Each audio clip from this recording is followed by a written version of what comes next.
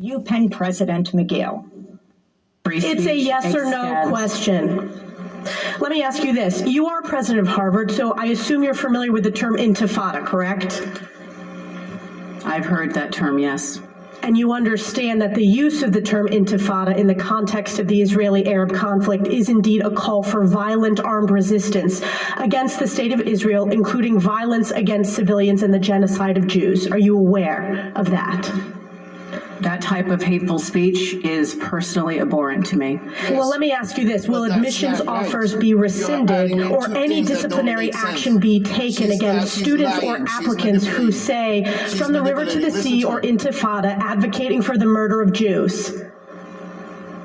As I've said, that type of hateful, reckless, offensive speech is personally abhorrent to me.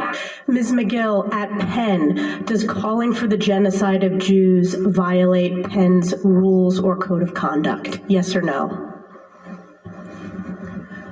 He's manipulating. If the speech turns into conduct, it can be harassment, yes. I am asking specifically calling for the genocide of Jews. Does that constitute bullying or harassment? The Jews tried to genocide if it is black people. Directed and severe or pervasive, it is harassment. They tried to genocide. So the answer is yes. Many races of people. It is a context-dependent decision, Congresswoman. That's University of Pennsylvania President Elizabeth McGill. She announced her resignation Saturday and will remain a tenured law professor at UPenn. Major donors to the University of Pennsylvania had demanded McGill's resignation since September after she refused to cancel the Palestine Rights Literature Festival on campus. New York Republican Congressmember Elise Stefanik herself faced scrutiny for campaign ads she ran last year that echoed Donald Trump and appeared to promote the white supremacist great replacement theory that Jews want to replace and disempower white Americans. She made similar comments after the mass shooting in Buffalo, New York that was inspired by the great replacement theory. After news of McGill's resignation, Stefanik called for the ouster of the Harvard and MIT presidents, writing on social media, "One down, two to go." She was echoed by Trump. Thank you, Elise. What a job she's done. You know, I watched the way, she's very smart. I watched the way she was asking the questions, and they were asked in a very complex way. And these women, who I guess are smart, but boy, they were really dumb answers, weren't they? But they were asked in a very complex way, and these people had no idea what the hell they were doing. I said, you know, I think she's got to lose her job. I guess they're all going to be losing their job within the next day or two, but one down, two to go. This comes as Harvard President Claudine Gay has growing support. Some 600 professors signed a petition against calls for her to step down this weekend. The school's board of directors met Sunday. Congressmember Stefanik is a Harvard alumna and was removed from a Harvard advisory board in 2021 over her comments about voter fraud in the 2020 election that had, quote, no basis in evidence. For more, we're joined by Peter Beinart, editor-at-large of Jewish Currents, and as well an MSNBC contributor, and Omer Bartov, a professor of Holocaust and Genocide Studies at Brown University, the Israeli-American author of numerous books. His books include recently Genocide, the Holocaust in Israel-Palestine, First-Person History in Times of Crisis. He has been described by the U.S. Holocaust Memorial Museum as one of the world's leading specialists on the subject of genocide. Peter Beinart, let's begin with you.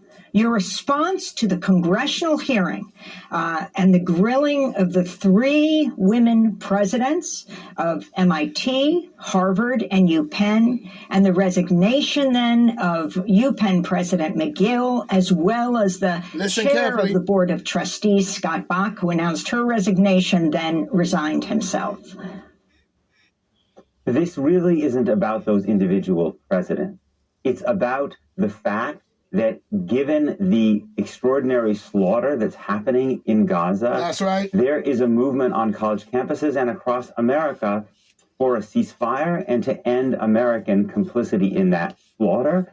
And in response to that, the effort is now to try to to limit the ability of people who want to protest U.S. policy and support Palestinian rights from being able to organize on college campuses. So the reason that Biden created that Israel, him and his conglomerates years ago, and bring created Israel will be much and put those people tougher there on restricting and the invaded ability and gave of them students military and might. faculty and others who want to organize politically against this war in Gaza. This is what this is about. And if you can talk about exactly what happened for people who missed it this past week, we just played an excerpt of the questioning by Stefanik. I mean, it went on for hours, the overall congressional testimony, but it came down to these points, and this is the critical point. She said, it's a yes or no question. Let me ask you this. You are president of Harvard, so I assume you're familiar with the term intifada, correct?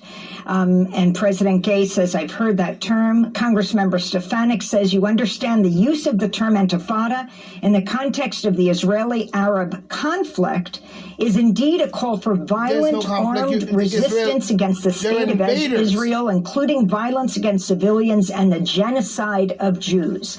This was the question they were asked. That's a manipulative Elaborate question. on that, Peter Beinart, and talk about It's their garbage. responses. It's garbage.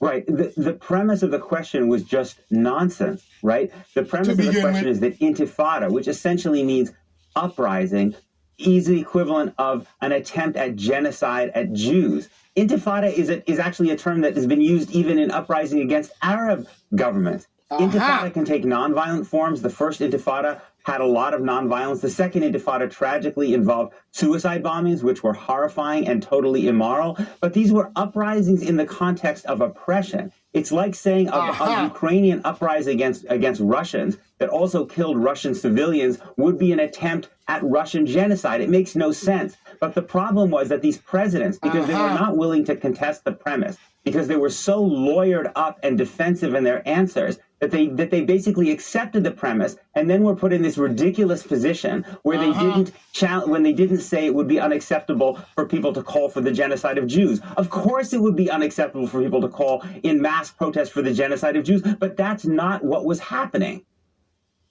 I want to bring Omer Bartov into this discussion. You're considered by the Holocaust Museum one of the leading scholars on genocide. And go to this second point.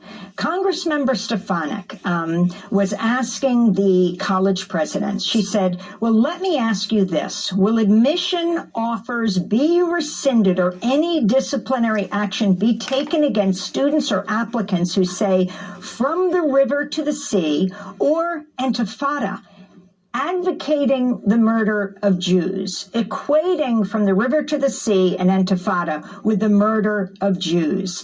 Can you respond to this and also explain that term and how it's been used by both Hamas, but also protesters and the Likud party in Israel? Well, hi, and thank you for having me. First of all, I want to agree with what Peter was saying. That's right. I think that this whole debate is so off kilter. The terms that are being used are being misused and are not being challenged by these three presidents who should have been better prepared, not by their lawyers, but actually to have studied the issue itself and to have spoken about how they think about it. Using the term intifada is, of course, wrong, as Peter was saying. It means uprising, and uprising against oppression, one should support it. Using the term from the river to the sea can mean all kinds of things. There are 7 million Jews living between the river and the sea, and 7 million Palestinians. Historically, speaking about from the river to the sea, or in fact both banks of the river in the traditional Zionist revisionist ideology meant that the Jews should be in control of Eretz Israel. So what are they doing there? Sorry, of the land of Israel. I thought that's the land of the black monkeys. Huh? Repeat. But you're Repeat that fighting point. over land that belongs to them. Yeah, sorry. So Calling yourself them. the term from the river to And the sea, creating new names. or greater causing Israel, which means wars, Eretz Israel, the land of Israel. Genocide, That land stretches between the Jordan. Oh yeah. We're hearing you fine. An invaded group of people. Yeah, I'm sorry, I'm getting an interruption here.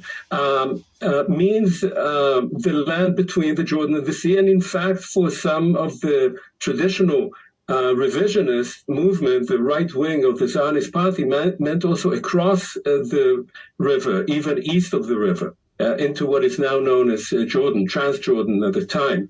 So to say that that is an anti-Semitic term or that it calls for the genocide of the Jews is nonsense. It can mean, if you look at it from the point of view of the Israeli right, that Jews have the right to rule over all the land of Israel.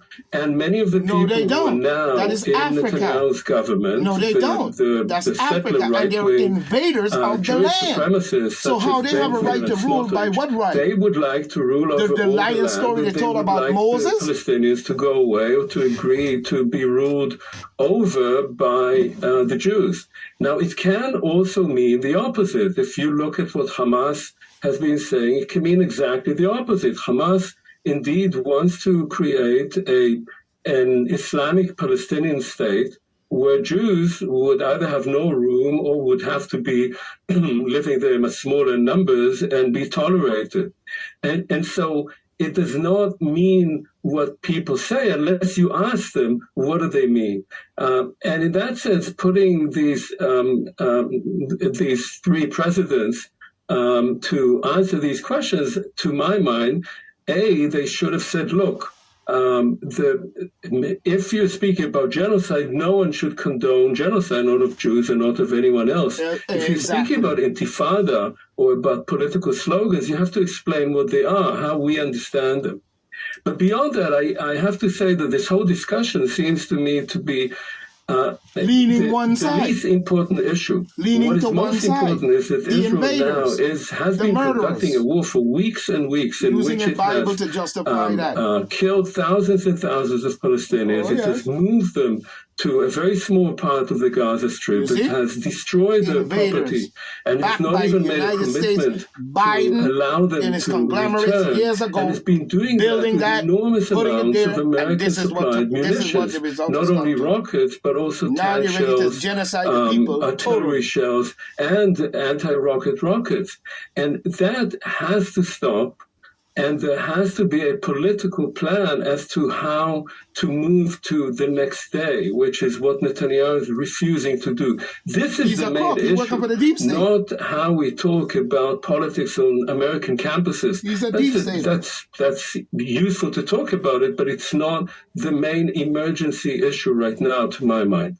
I wanted to ask you two questions. You're in Paris, France now, but you're generally in Cambridge, and you're a professor at Brown University in Providence. Biden been working on this for years, talking about how to create Claudine Gay, the president of Harvard, do you feel at this point, should she do?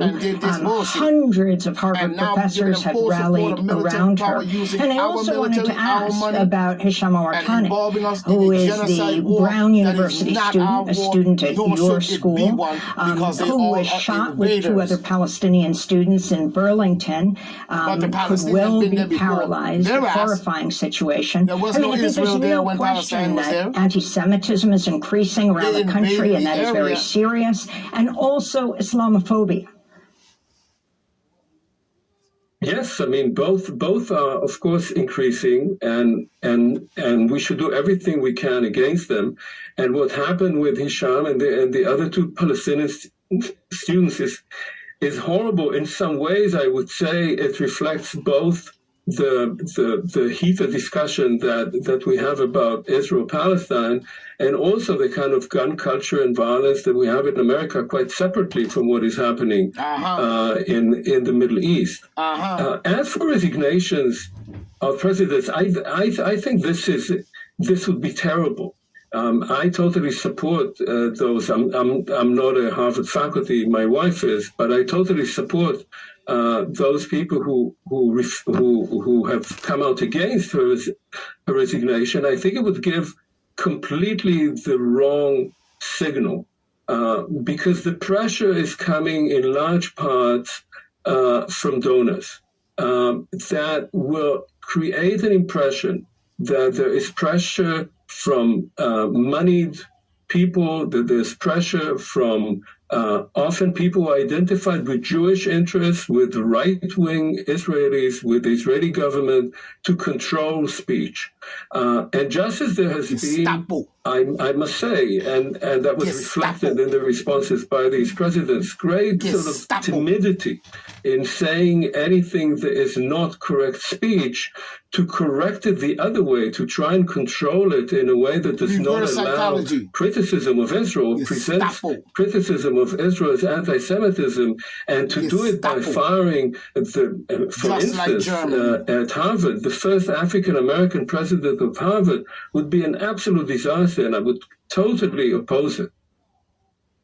I wanted to end by asking Peter Beinart about Democratic Congress member, Republican Congress member Stefanik and her history. This is Democratic Congress member Jamie Raskin of Maryland speaking on MSNBC. With lax Republican gun laws across the country, we've got to take very seriously anybody who's making any kind of violent threats, especially genocidal threats. Having said that, where does Elise Stefanik get off lecturing anybody about anti-Semitism when she's the hugest supporter of Donald Trump, who traffics in anti-Semitism all the time? She didn't utter a peep of protest when he had Kanye West and Nick Fuentes over for dinner. Nick Fuentes, who doubts whether October 7th even took place because he thinks it was some kind of suspicious propaganda move by the Israelis. And the Republican Party is filled with people who are entangled with anti-Semitism like that, and yet somehow she gets on her high horse and lectures a Jewish college president from MIT. So last year, Republican Congress member Elise Stefanik of New York was criticized for seeming to endorse the racist Great Replacement conspiracy theory, the white supremacist theory maintaining white people are being replaced by people of color, and that Democrats are deliberately trying to deluge the U.S. with immigrants in order to gain an electoral advantage. That's right. We all know what happened in Charlottesville, the mass protests where the Trump-supporting white supremacists kept repeating, Jews will not replace us. Peter Beinart, can you respond to the woman who's taking these women presidents, at least attempting to, and succeeded in the case of UPenn President Miguel down? Just like anybody else. That's any other First of all, there's a tremendous irony in the fact that Elise Stefanik is supposedly so upset about people saying Palestine will be free from the river to the sea, because Elise Stefanik supports the existence of one country which denies Palestinians basic rights between the river and the sea. And as for the idea that she has some great concern for Jews, as you said, she's actually trafficked in the same Great Replacement theory that is what motivated the Pittsburgh shooter, because of this insane idea that Jews are bringing in black and brown immigrants into the United States to replace white people. Elise Stefanik doesn't actually care about Jews. What she believes in is ethno-nationalism. She believes in a white Christian state in the United States, and she's sympathetic to forces in Israel that believe in a Jewish supremacist state, because fundamentally she's hostile to the basic principle that people should be treated equally under the law, irrespective of race, religion, or ethnicity. She's hostile to it in Israel-Palestine. She's hostile to it in the United States. That's what motivates her. I want to thank you both for being with us. We'll continue, of course, to cover this issue. Peter Beinart, editor-at-large of Jewish Current, and Omer Bartov, professor of Holocaust and Genocide Studies at Brown University, author of a number of books